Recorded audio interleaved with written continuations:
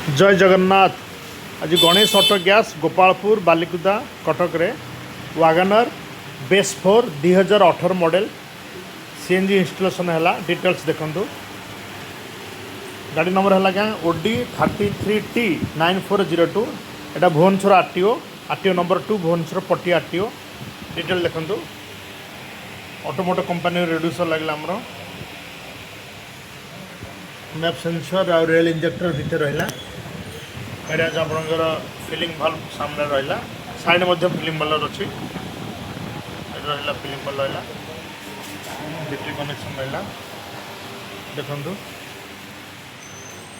आउ थे कहे यहाँ Wagner base 4 2018 model. Switch placement आज यूजुअल जमी रुहे आमर ऑटोमोटर एमती रहा।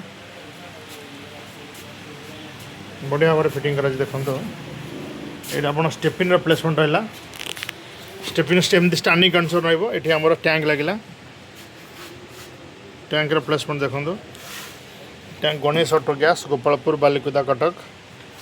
फिर आप स्टेपिन एमती स्टैंडिंग कंडीशन रोचे। आपंकर आसला WagonR base 4 2018 model VXI OD 33T9402 number. Okay, thank you. जय जगन्नाथ।